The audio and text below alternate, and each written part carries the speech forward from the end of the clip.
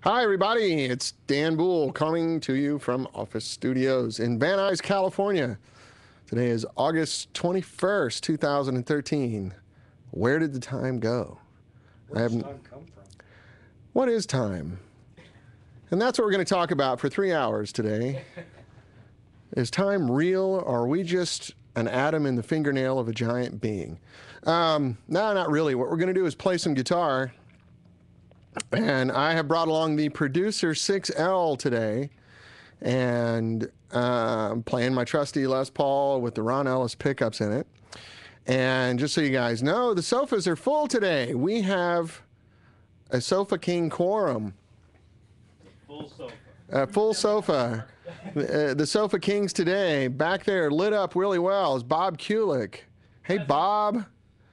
Next to him is Brett Chasen. So thanks again to Bob and Brett for letting 65 amps invade your space and take over. Siglieri, Herbert Bromwitz, And what you can barely see on camera right there is Tony Conley from Guitar World Daily. And these guys are mic'd up, so I'm encouraging them to make rude comments the whole time. Next to Tony is his friend Rob Phillips, and then off camera is Miles Rose, who most of you know. So somebody's saying things in Latin here. Sempre ubi sub ubi. I think what you meant to say was Sempre ubi Scooby ubi.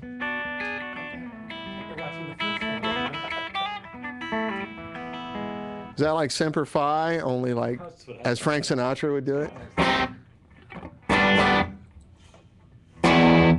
thought you were going to play I Can't Explain there. Yes. Yeah.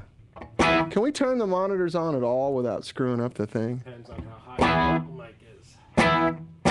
Can you guys hear the difference?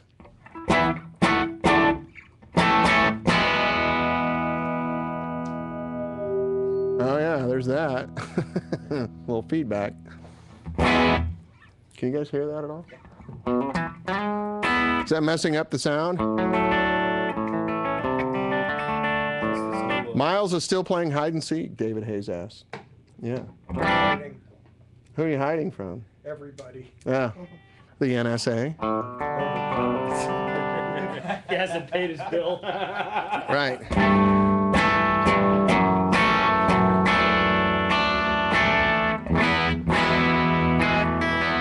Robertus avunculus est. Christopher Bott, you must have went to Catholic school like me. There's Miles. He's There's Miles. Waving a surrender towel. Yeah. Come out so we can see you, Miles. People don't believe. No. I'm scared. Really? I'm shy. I've never heard such bullshit in my I'm shy life. and What? reserved.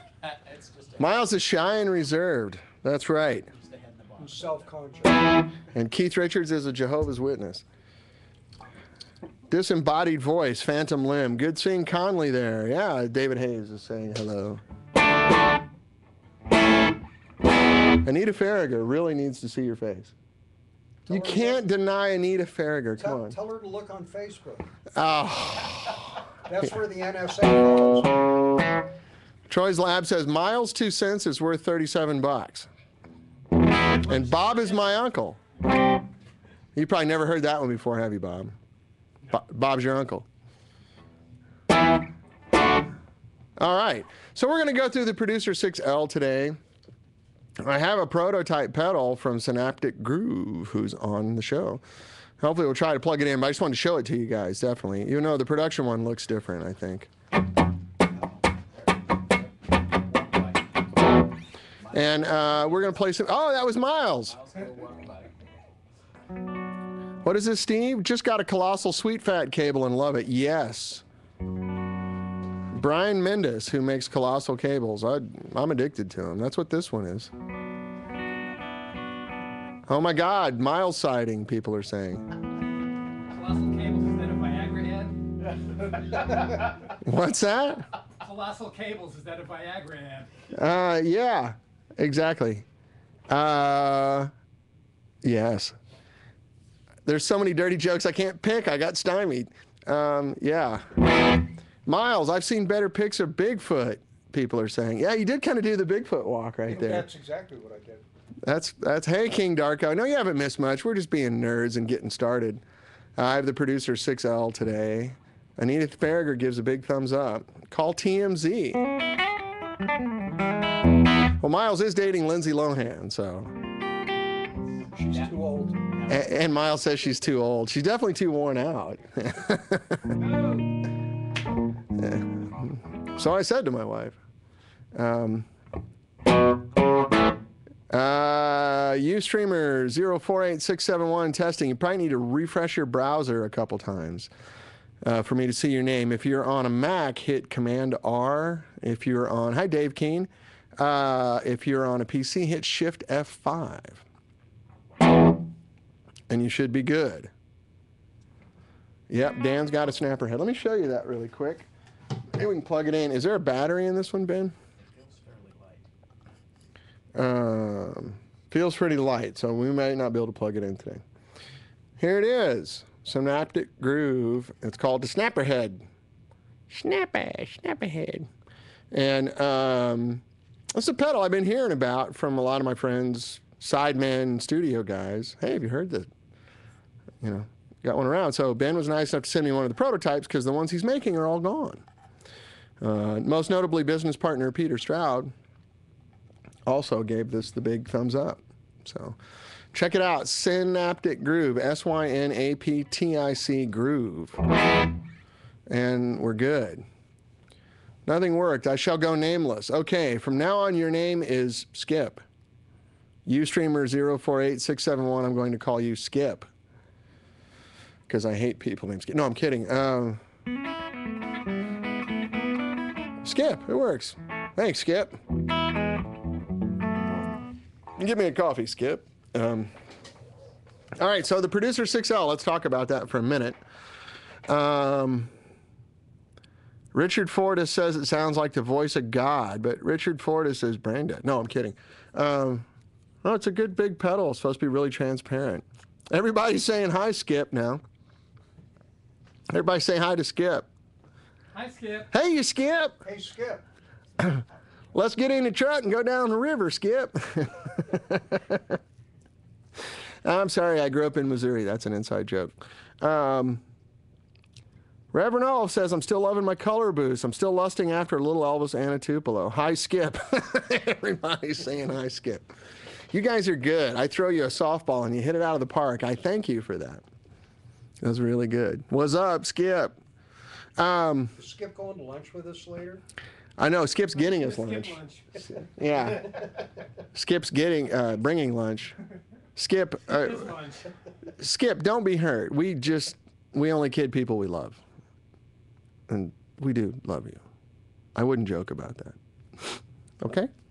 Anyway, so what in the world was I talking about? Producer or Skip? Producer 6L. I'm so infatuated with Skip. Skip, he says he's a chef. I'm not.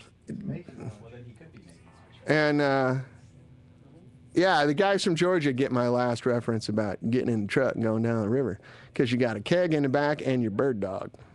But and you're wearing camouflage in case the cops show up. Wow, we digress and vary. Producer 6L. I just made Skip famous in 2 minutes. Skip, give me a call. I only want 30%. So, producer 6L, this is the second in our series of high current, low voltage amps. And what I'm doing with the high current, low voltage is avoiding from what is, in my opinion, the biggest frailty of modern guitar amplifiers. And by accident, we discovered that there's some really cool behaviors you can get out of tubes when you do this. I was not planning on that. It just happened. So I'd love to say I'm a brilliant designer and I knew it and I planned on it. Yeah, it just, when we put it together, I went, wow, look at that. It does something else. And I like it. So, yeah, Shark Tank. I need to go on Shark Tank. So, a couple of basics for those of you who don't know what I'm talking about. Current is the amount of electricity coming in, right? The amount. Voltage is the pressure on the electricity. Voltage has nothing to do with the amount of electricity. It's just how much pressure is on that line, right? So the most analogous thing that I can think of is water. So most amps traditionally have been high voltage and low current. And the reason that is because voltage and current have a reciprocal relationship. They go opposite of each other. So just like if you had a garden hose, that is a lot of water under low pressure. That would be high current, low voltage, right? Versus your power washer that you use to clean your driveway, that's a little bit of water under a lot of pressure. So that would be low current, high voltage. And all tube amps started out kind of medium and got louder and louder. They needed volume before they invented that thing. What was it called? Microphone. So they made amps really, really loud, and they did that by building them at higher voltages. There's an inherent problem with that no one seemed to think about, is that tubes hate voltage and love current. So as modern tubes start to decline on a pretty predictable rate, it's not a horrible decline, but they are declining. Every couple of years, we notice that they're worse. And voltage brings out all of their frailties. So at some point, it just kind of occurred to me that 5 years from now, 8 years from now, anything that's high voltage, you're not going to be able to buy new tubes that work in that amp. Or if they do work, they're going to be very short-lived. So just for fun, I thought, what would it be like if we dropped the voltage, which a lot of people have done, but the mistake they've made is they didn't raise the current. So just like on your power washer, if you drop the pressure on that, not much happens. You have to up the amount of water coming out to fill that hose, right?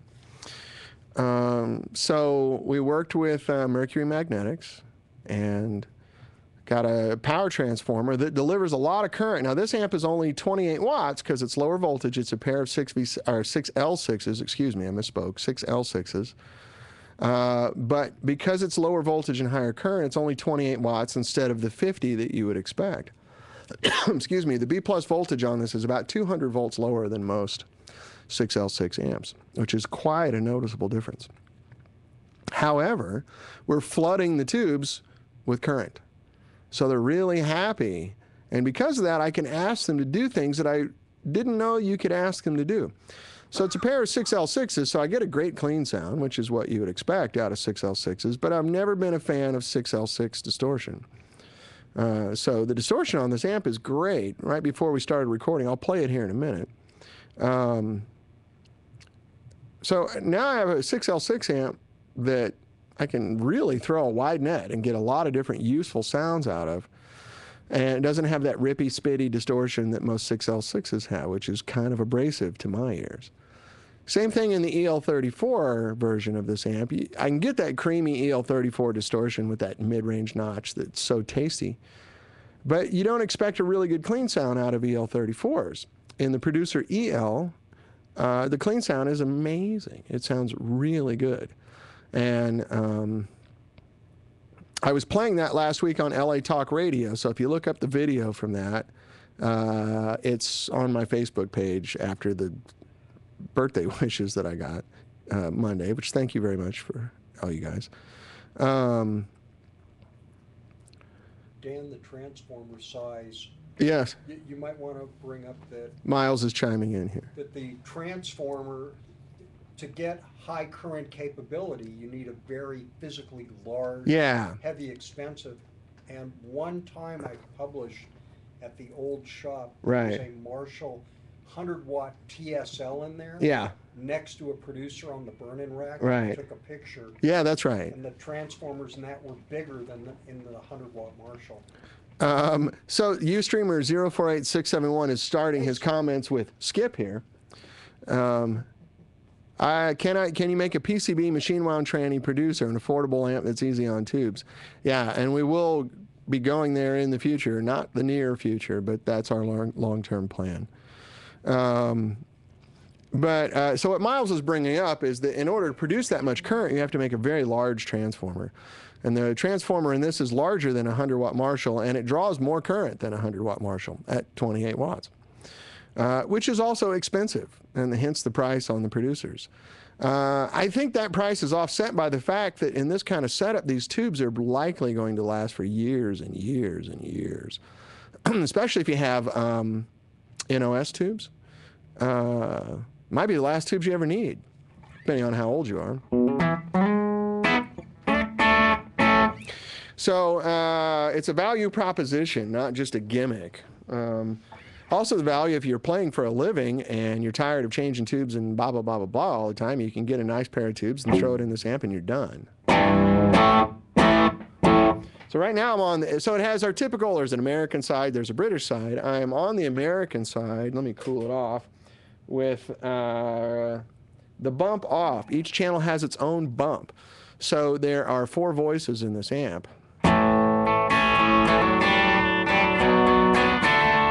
Sounds like good 6L6s, right?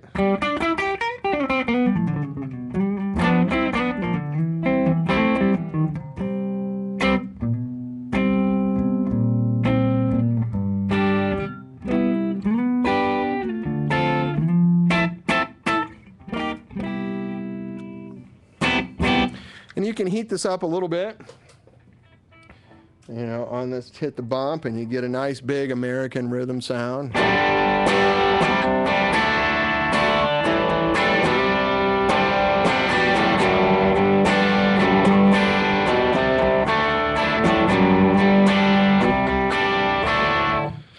Dave Keene asks a good question. Do 65 amps work the same on UK voltage? They do, absolutely, because the voltage coming into the amplifier just goes to the power transformer, and our power transformer delivers the voltage to the rest of the amp. So if our transformers are built correctly, which I know they are, you'll get the same exact behavior inside your amps. The only thing that is different at 50 hertz power in Europe, I think amps sound better than they do at 60. Because 50 hertz is actually a G. It's a note in the harmonic scale. Whereas 60 hertz comes in at A, somewhere between A sharp and B or something. It's not, you know, all amps hum. So, but anyway, so here's the surprise part. I'm going to go over to the British side, and I'm going to play you distortion, and you're going to go, that's not 6L6s. It is, and I love it.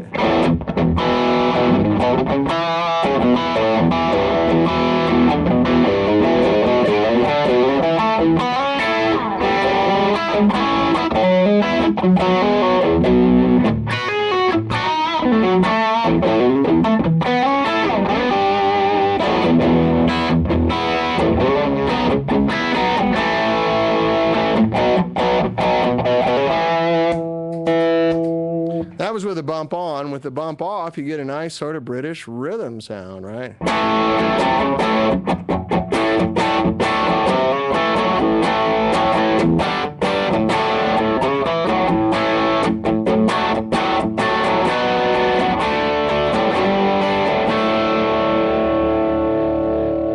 So there's 4 really good voices there, and there's good questions here I want to address.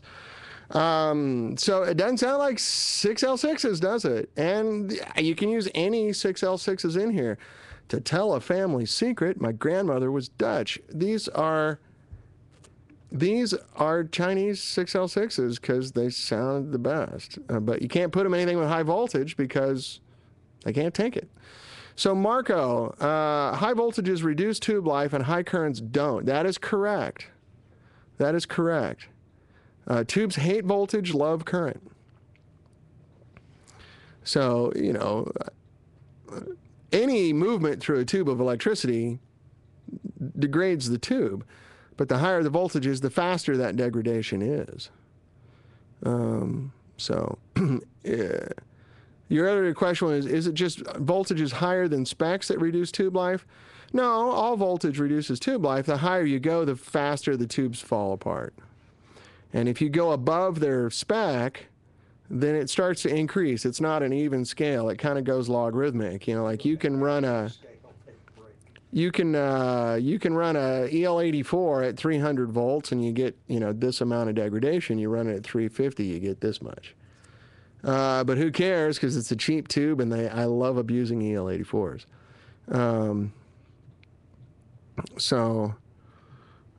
Skip asks, oh, screensaver. Either that or last night's kicking in. Very impressive. Thank you, Ustreamer 829953. Your name from now on is Charlie. I don't know why. Just because I can't see your name, so I'm going to call you Charlie instead of reading 829953. Skip is asking a good question. Will 65 Glass invent new types of tubes? Any design a completely new, a unique amp for it? I don't know. That's just too far off in the future. No idea. If we have time and money, yeah, that'd be a fun project. But right now, it's just a Brian. Oh, you're Brian. Okay, Brian. That works. I can remember Brian. Yeah, if you refresh your browser, you might Turn into a real person. I might be able to see your name. Any testing of KT tubes in a producer or too small a demand to justify the effort? I did a little bit. I put KT88s in. It was okay. It wasn't that great. I took an old Rocket 88 and put a producer power transformer in it. It was all right. Did I miss any music? No, not really.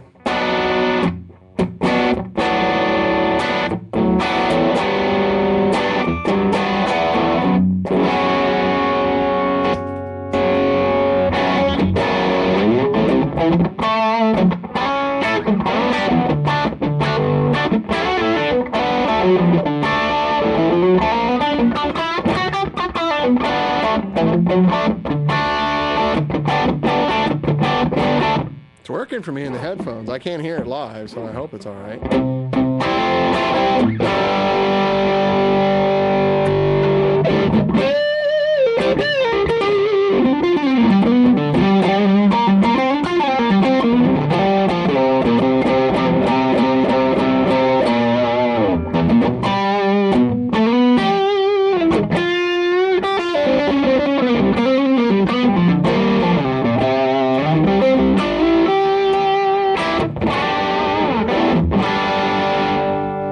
It's a Gibson and it went out of tune.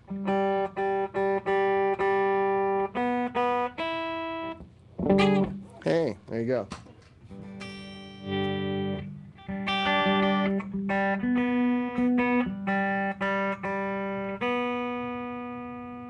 Sorry. Get the robot guitar. I don't think so.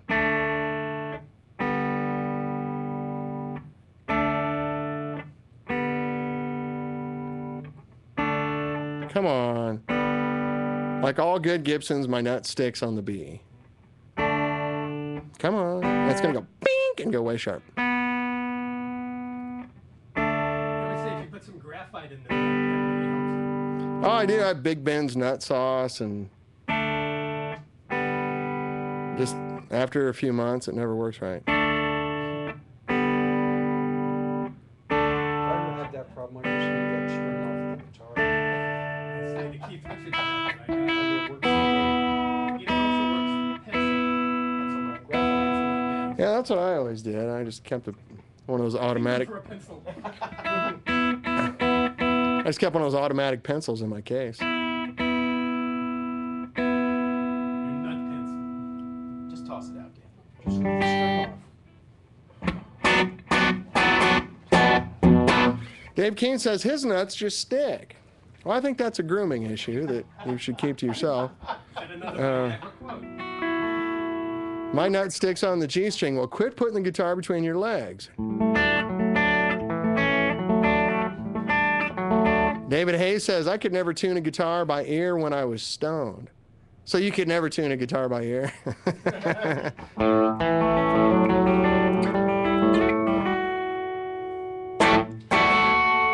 There we go.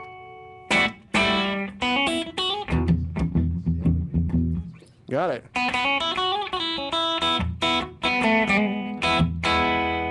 Heat it up just a hair.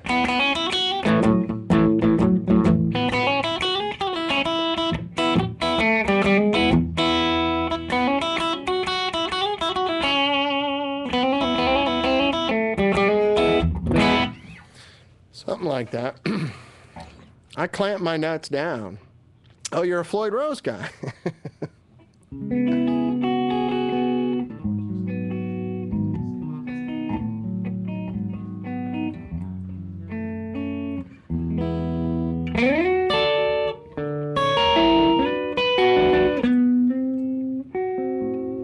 Yeah, it works, huh?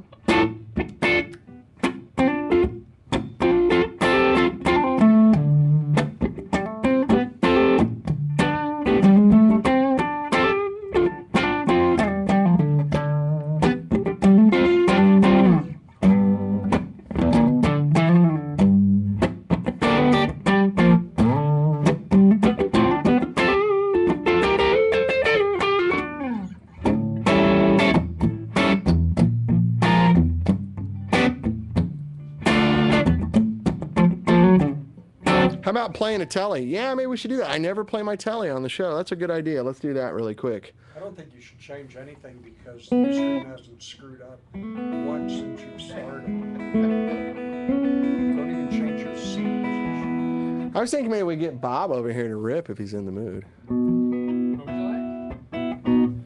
What's Herb Abramowitz? Can you give us, are you comfortable like throwing down some like authentic 70s rip ass New York rock and roll that you're so good at? You guys want to hear Bob Kulick throw down for a couple of minutes, and then no pressure. I mean, it's kind of hard to like just sit down and cold hands and strange guitar. Ladies and gentlemen, Bob Kulick. Hi, everybody, again. I'm going to here. Let me give you this.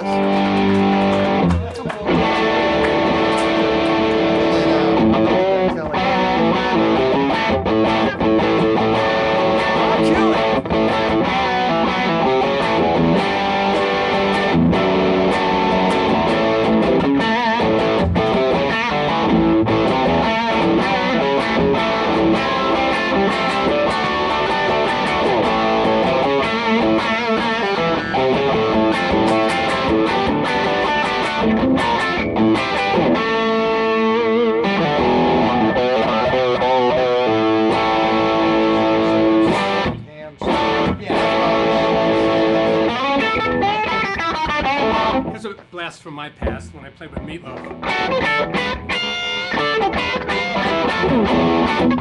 Paradise by the Dashboard Light.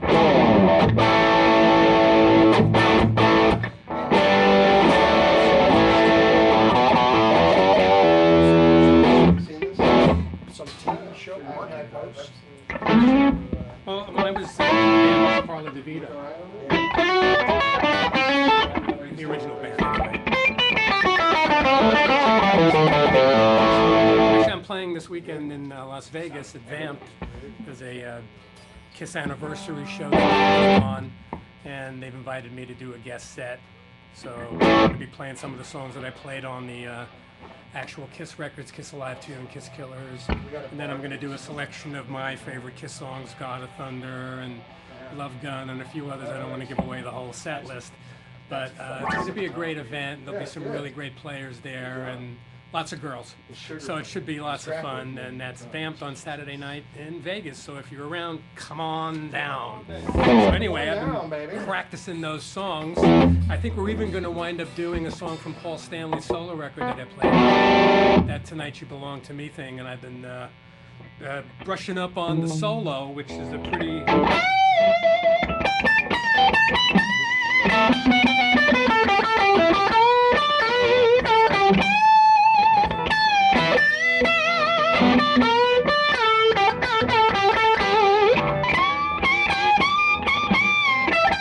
That's the part I've been struggling with. Pretty close if you check the record.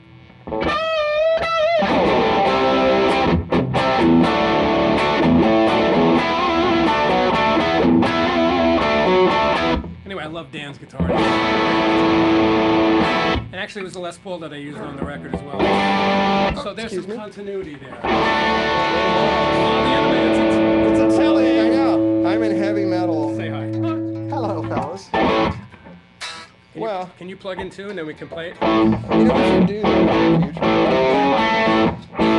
We can do Dan's Blues, you know. That's right. I got those mean old Dan's I Blues. was born in Alabama, baby. Something in my hand.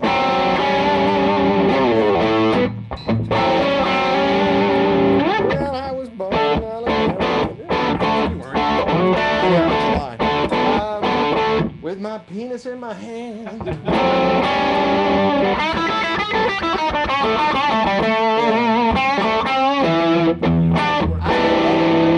But I can't use them on TV. Oh, Lord, have mercy on me. That's right. Black Diamond and have Dan sing it. How about in keeping with our Viagra commercials today? Yeah. We do Love Gun. Oh, yeah.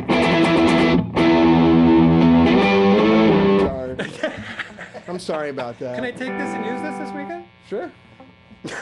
No, I wouldn't do that. No, it's only when you play it.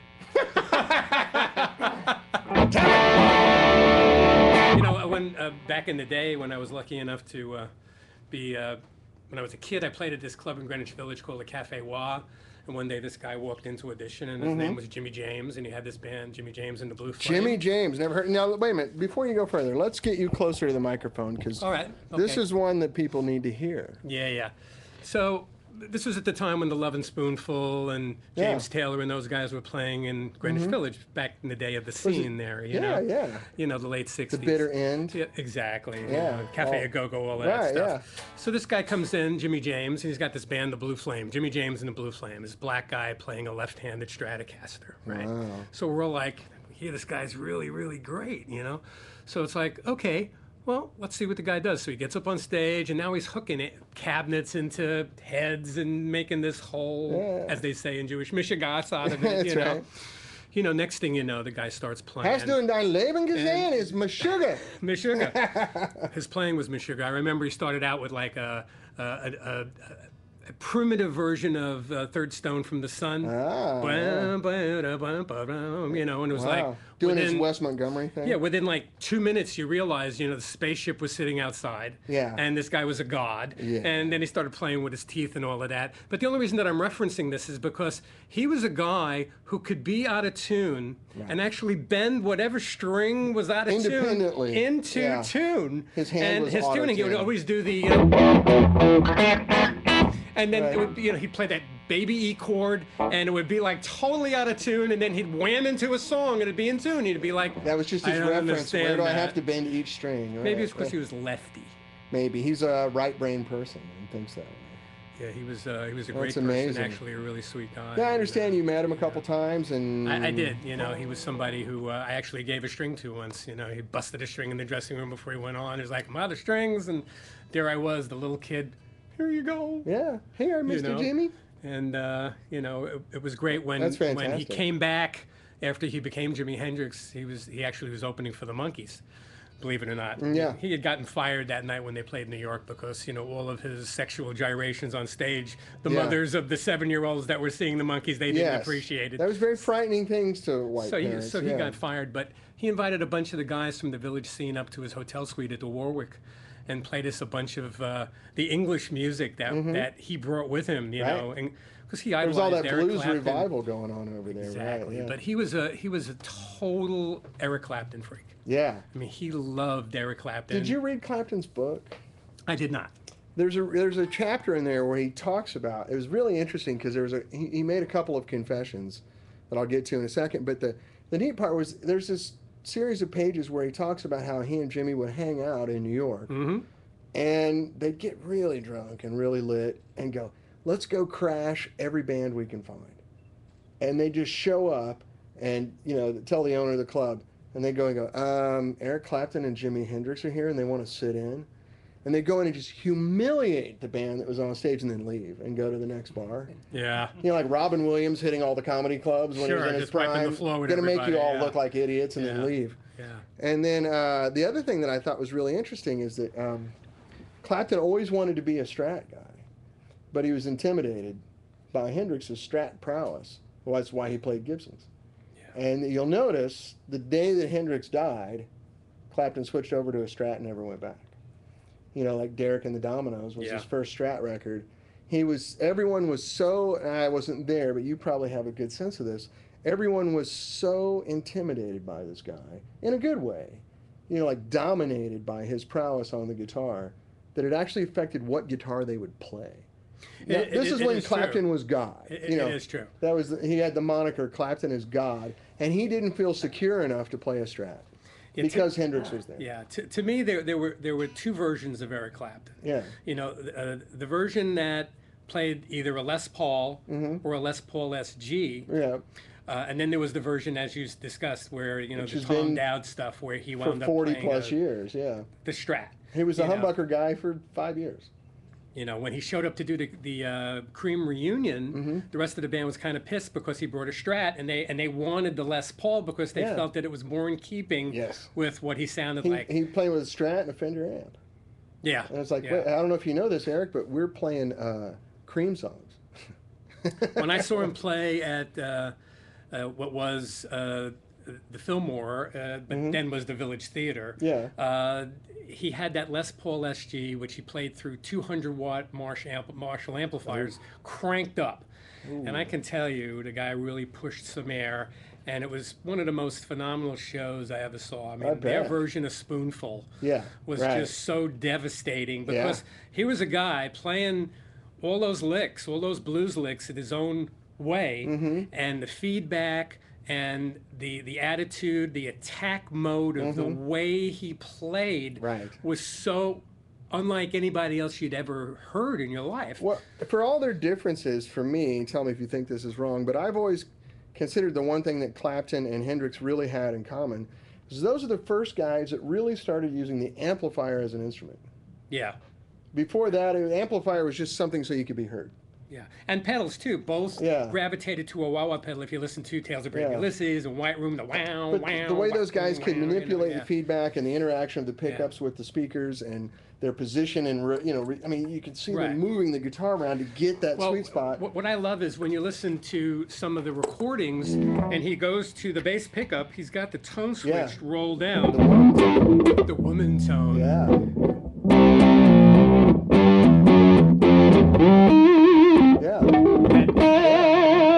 You know, and they both had phenomenal vibratos. That was one thing, you know. And back in the day, we used to judge them like, how's the vibrato? Is it a 7, 8, or a 9, or a 10? And both those guys, you know. Steady, smooth, clean vibrato. Totally. You know, but wasn't Clapton, spastic like a lot of Right, wasn't the... Or the West Coast kind of, no more McCalkin, and no offense to him. But, you know, it was that kind of thing. But Clapton definitely, you know, was... smooth and tasty. And then you know what Hendrix would add to that was stuff that nobody ever played before. So like, so he would like trap the second to the B string. Yeah, and it was like, what is that? Play that again? What is that? And of course, it was very difficult to figure out what Hendrix was doing because it was upside down.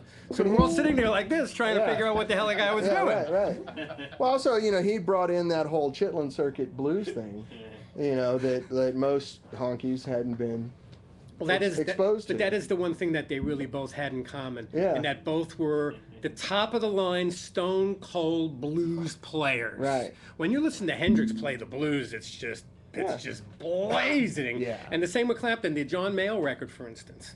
You know, the Blues Breakers thing. I mean, that is one of the greatest exhibitions of somebody milking blues notes through 12 songs of 12-bar blues. And yet none of them sounded the same. No, and they're all interesting. And all the solos have melody, vibrato content, and flash. You know, they got structure and finesse. He said. And, you know, for me, it's strangely enough, like, you know, I have a little playlist on my phone, you know, like my go-to-bed music. And I've got one just called Groove Guitar. And I always rotate through there. But there's a couple of solos I never get tired of listening to. And Red House is it. And I know it's kind of cheesy. I know it's like cheesy and mainstream. But if you really sit down with a good pair of cans and listen to it and try to get all the subtlety and finesse that's in that, it's astonishing. And that was just one of the takes. They were all different. Yeah. You know, like he didn't play the same solo twice. Just this was the one he improvised on take 12. Exactly. And they went, yeah, we'll take that one. Exactly. And it's just monstrous. All these guys now that are the famous blues guys that are all big on the gear page, and you know these like third, fourth generation blues guys who, you know, go and buy their tie dye at the mall. Well, you know, the Kenny Wayne Shepherds and Yeah, Stevie Ray Bonamassa Vaughns is- back in yeah. the day, you know, and all But of that. that- They were great players. You can't take anything They're away excellent, from them. yeah. But they were not Eric Clapton or Jimi Hendrix. But that finesse is not there. You know, the subtlety and the finesse is different, I guess, is probably the most diplomatic way to say it. But yeah, it's amazing. So how old were you when you first ran into Jimmy James? I was 15. Wow. So I was a kid. My band played during the day at the Cafe Wa for the kiddies. Oh yeah. You know, The high it's not a schoolers? place that had alcohol. It was Yeah. a shakes and sandwiches place. Yeah. It was. You know, so we That's- played in the afternoon, and in the Had a soda evening, jerk. you know, was Richie Havens and Richard Pryor, and you know, Wow. a lot of great people. And around the corner was the Lovin' Spoonful and the Mm-hmm. Flying Machine, which was James Taylor and Danny Korchmar, Danny Right. Cooch, Cooch, and those yeah. Mm-hmm. guys, and the Blues Magoos, and a whole bunch of bands like that. So being, you know, immersed in that scene, you know, I really believe in osmosis. Yeah, I of believe that I course. picked up so much stuff by sitting in front of Jimi Hendrix, by sitting in front that of Sal age? Yanofsky, by sitting Yeah. in front of John Sebastian and Mick, you know, Yeah. those guys were just the most incredibly And talented guys. At 15, you're a sponge. Total sponge. I mean, those are memories that you'll never lose. Yeah, totally. You know, like, and unfortunately, you know, me being a middle-aged guy, I don't have that experience anymore. It's really rare. Once every 5 years, I see a player where I go, oh, that's going to stick. You know, Yeah, those guys had an aura around them that you could Yeah. visibly see. Right. You know, there was a specialness to them. Right. That This is was- also when you guys were eating a lot of acid, so it made it easier to see the aura. Well, there was. It's the aura, Dora. I swear, there's an aura there. You don't see it? I'm kidding. My parents are baby boomer hippies. I have to make the LSD joke every time I I see. can. Did they take LSD? No. I'm sure they're happy. Yeah, I don't think they watched the show. Okay. No, I don't think my mom did. I think my dad. I really can't talk about this because I have too many relatives.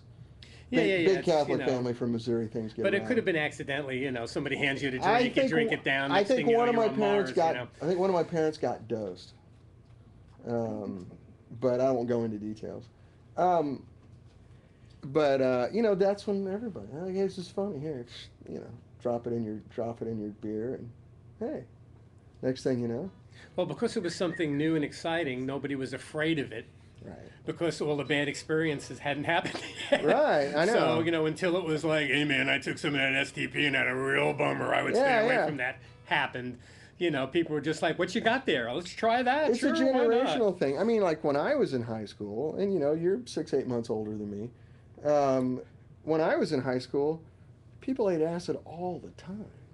You know, like I was on the football team, and there's guys on the football team eating acid and smoking joints before a game, Yeah. and it was just acid. Wasn't a big deal. I remember a Grateful Dead show at Central Park in Manhattan Yeah. where they sent these girls out with Passing out passing acid. out Yeah, acid. right. Literally, get your acid here, Yeah, get yeah. your acid here. You know, it was unbelievable.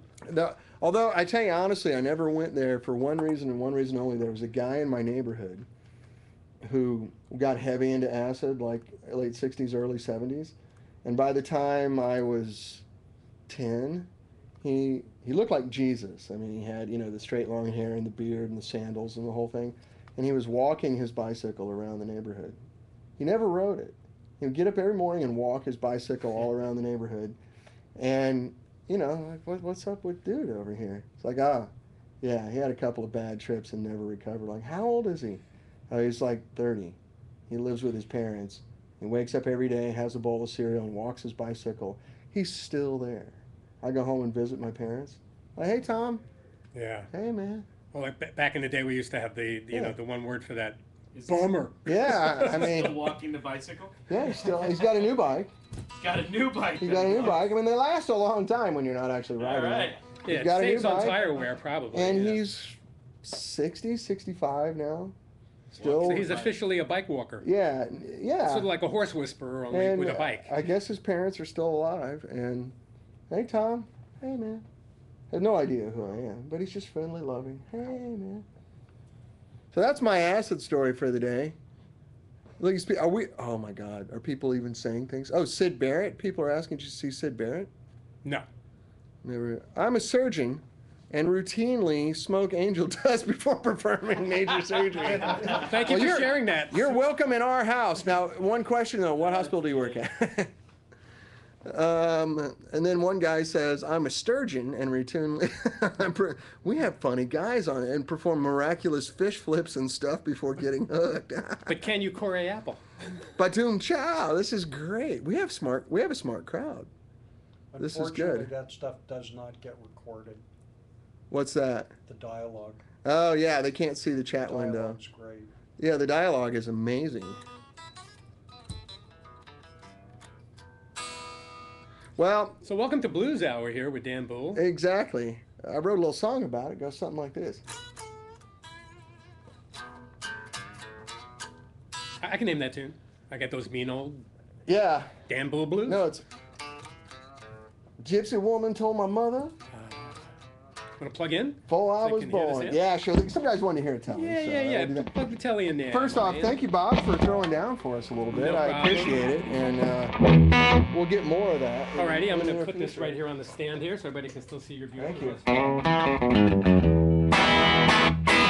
I think I'm reasonably in tune. Is it offensive, guys, or do I need to tune? Oops. We'll get the tuning whisperer for you. Yeah, I lost me. Bring your own tuna. You can tune a I'll bring the piano. How does this work?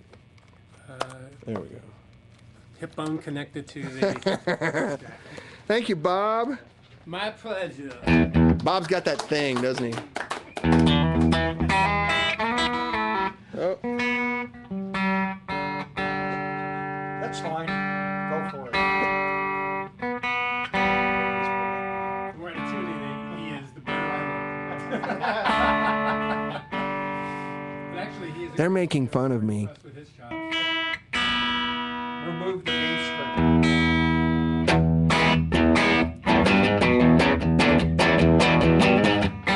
Sounds like a telly.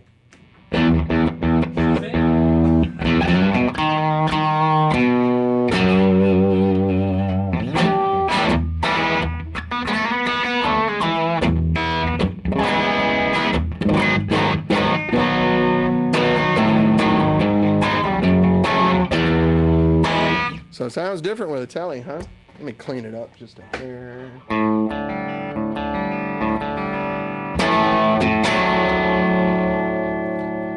So you can do all your traditional, even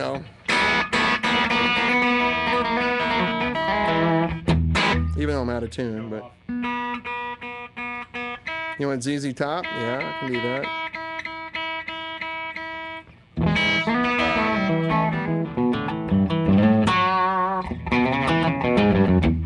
So this is my Elliott Telecaster made by my good friend Andy Elliott in North Carolina. Go to elliottguitars.com. You can have a look. It's made out of sugar pine.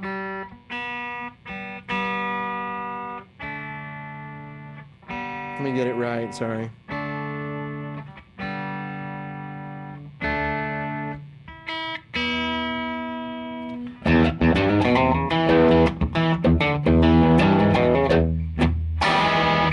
And it does the job, man.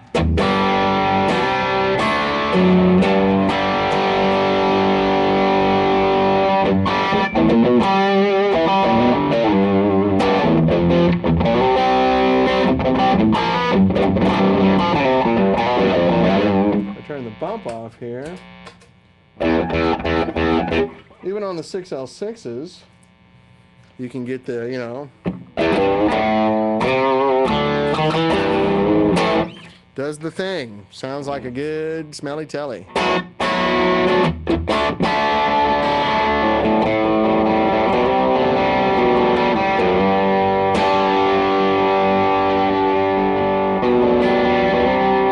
Fluffy Beard, how are you? Dan, I changed the wiring on my Les Paul to a 50s wiring. I just can't get over how good Bob sounded playing. Sorry, I'm distracted. I keep going back. It just sounded so right, and he's got that 70s rock and roll thing in his hands that's just like, fuck yeah. You're too kind. No, it's true, man. You got the thing. And that's not a common thing. The reason it probably sounds so right to me is because I was listening to you play on a lot of the records I had. And so like, oh yeah, that's the sound. I just changed the caps on the pots, but I still lose all the top end and dynamics when I roll down the guitar volume. Any tips on that? Yeah, you need a bypass cap on your volume pot. Go to rsguitarworks.com and they can show you how to do that.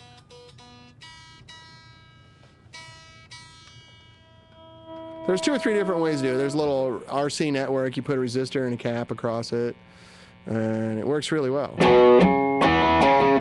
I use the 57 wiring on my Les Pauls, and I don't have to do much to it. And it works pretty good. Like that guitar you're listening to, that's the 57 wiring. There's no RC network on it or anything. It just works really well.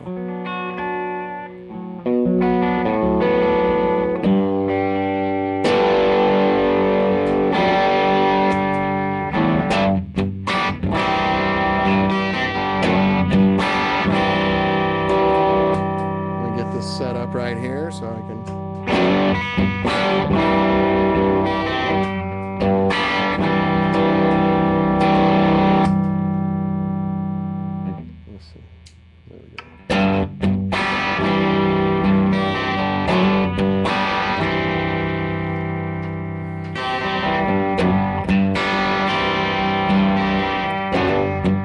What's the melody on that?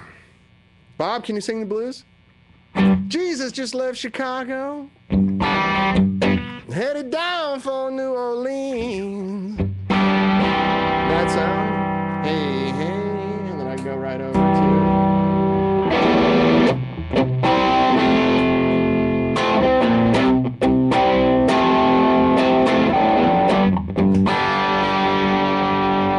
Anyway, Telecaster, man. Oh yeah, Brett can sing all the high stuff. Brett's, Brett was singing all night last night, and his throat's a little worn out. Was that a good way to put it? Play me a song, damn it, Anita says. What do you want to hear? How about that? Why don't you play Happy Birthday since yesterday was your birthday? Happy birthday. It was Monday. Yeah, I always forget how to do that. Some Rush. How was birthday? Birthday was great. My family treated me like a king.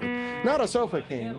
Not a sofa king, Not a mind sofa. you. But a king nonetheless. Rush.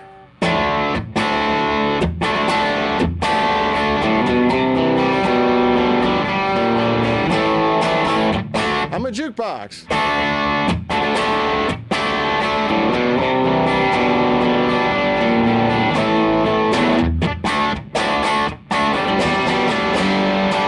You can sing that, Brett, can't you?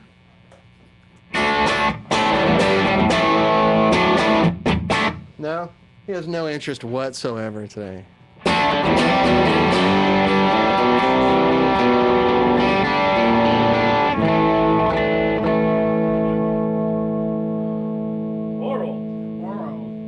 We're not even doing Jackie Mason today. Where's my band, Dan? My band's out of commission right now. We all have kids and we're working, so we're going to start playing, practicing again next month, I think.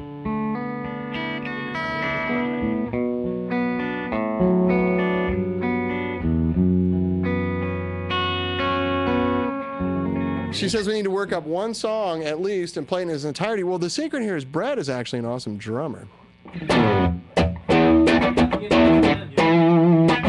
What's that? I have the in-house band. I can switch over to bass. You on guitar, Brett on drums, me on bass. Yeah, Tony can play. I know Rob can play. You're not going to have. Miles can play spoons. You're not going to have Nice. Jim. You're not going to have Jim play drums. No, not this time. But it's a good thought.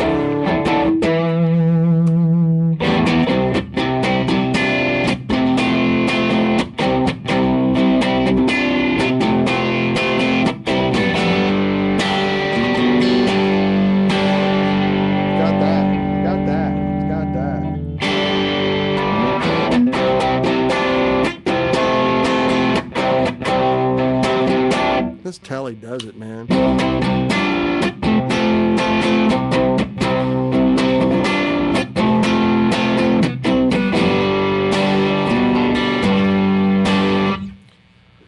Can't get enough of it. Hey, Steve, how you doing? How was the show on Monday? I'm sorry I didn't make it. I got an offer I couldn't refuse from my kids and my wife. They had other plans. I guess I should go down to the...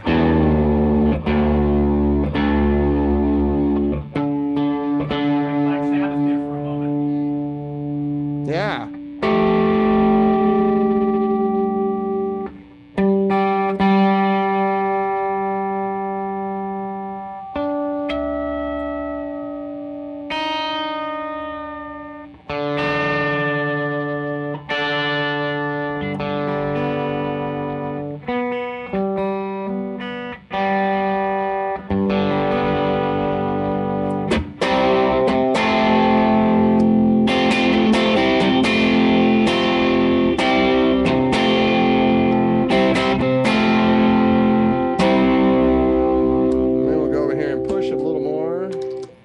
Whoops. I always do that to tellies.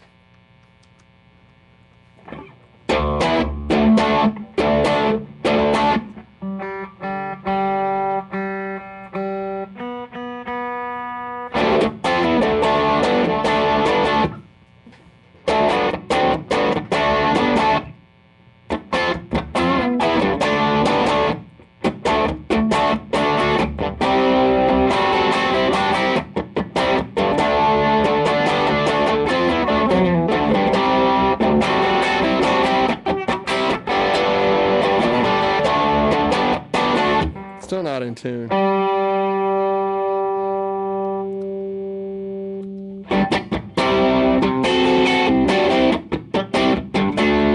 Maybe a little dirtier, is that what I need?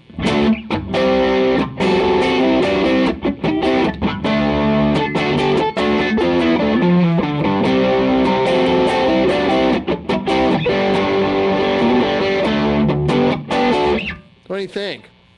Not bad.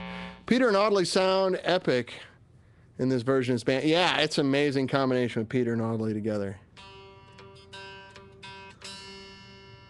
I really like it. Black Crows.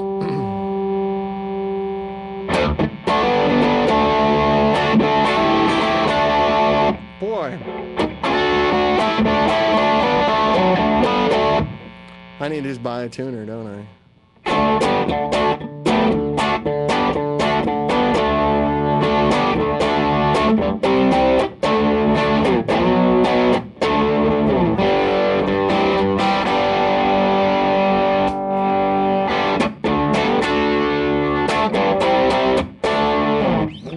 Something like that.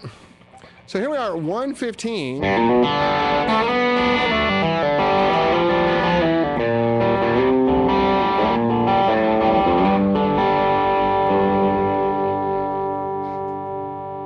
It's hard to tune through headphones, sorry.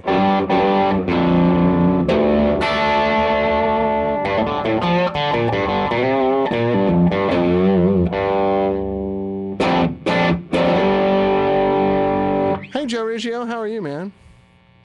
Good to see you, Nick DeMeo. Yeah, Producer 6L. This is a Producer 6L.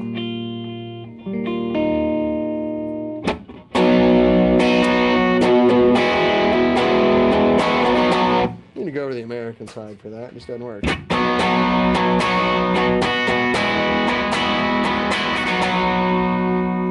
still have your cape on? He's off in La La Land. It's all right. Don't worry about it. I can do quick change. Ah, thank you. As long as we're going to do Keith, I got to sort of attempt to do it correctly. I can't remember how the turnaround goes on that, though.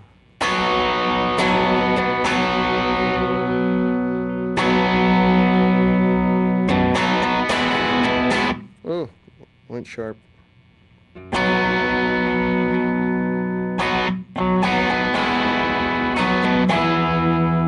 Yeah, the tuning. Oh, yeah, again with the flat strings and the We'll work it out later. About time to go.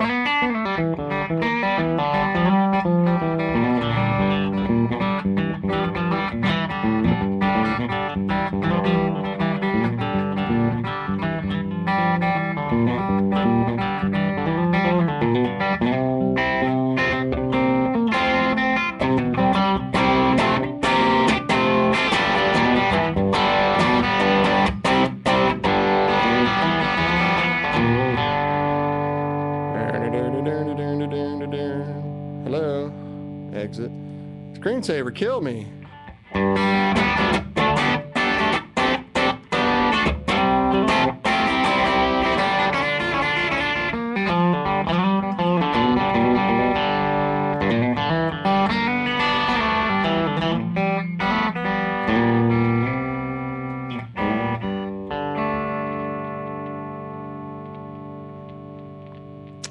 And on that bombshell, as they say on Top Gear, I think we should call it a day. So you got some good Les Paul, you got some good Telly, we got some good Bob Kulick rock and roll.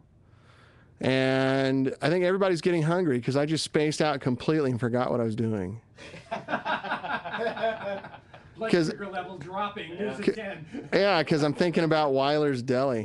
Wednesday is pastrami day. It's pastrami. I know, it's the only day of the week I kind of eat really bad because there's this incredible deli right here. I'm gonna go for a turkey club. And, well, first off, thanks again to Brett and Bob for letting me invade their space. And you guys are become real friends and real brothers. Much obliged. And I certainly appreciate it. And it's always a pressure working with you. It's always a pressure working with me. I smell what you're thinking, Bob. No, but seriously, Bob, thanks for playing. We need to have you do more of that if that's okay. The way I played that solo, I better do some more practicing. Nah. Hey, man, cold hands and a strange guitar. He sat down and knocked it out of the park. It's fantastic. Thank you for that. Thank you. And Tony Conley and Rob Phillips coming all the way down from Sacramento. Everybody, welcome Tony Conley back to California. Yay, Tony.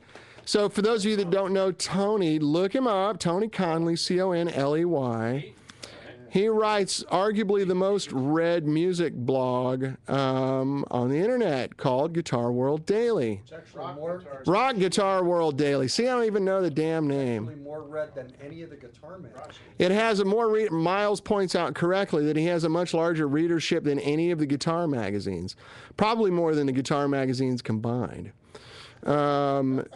So go look him up. He's a super guy and is a very articulate writer who you'll find engaging and can sort of sum up a lot of the thoughts and feelings we have about music in a way that is crystal clear and makes it an interesting read. Always.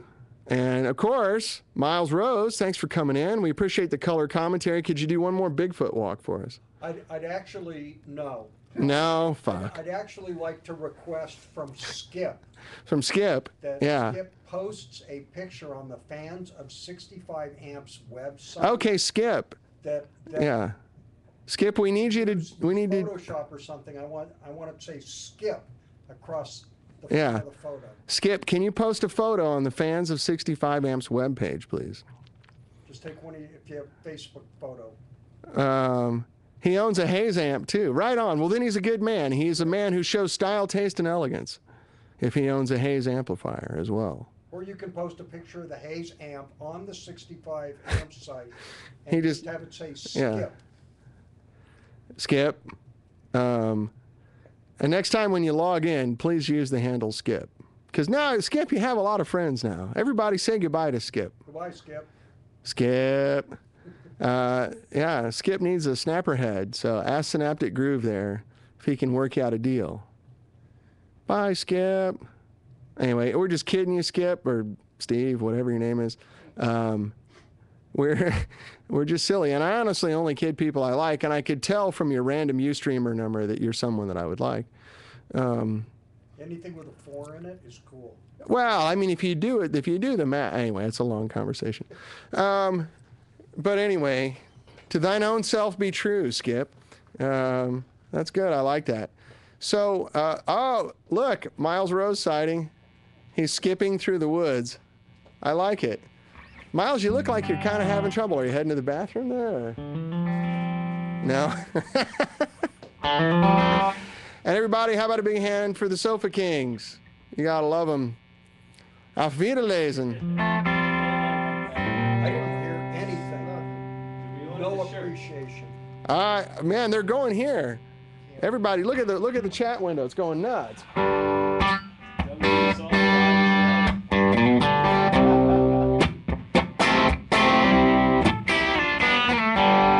Set an amp up.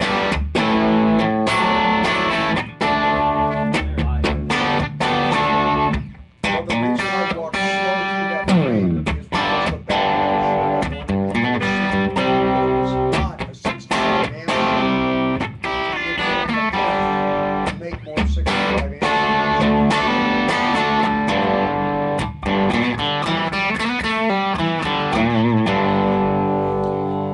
Thank you, guys. We'll see you next week. I appreciate your time sincerely. And thank you again to the Sofa Kings. So people are saying they're so fucking loud, so fucking great. I'm just reading what people write. I don't know what it means. I'm just parroting it. So fucking cool. Yeah, this is good. I like it. All right, love you, fellas. We'll see you next week, okay? Take care now. Bye-bye.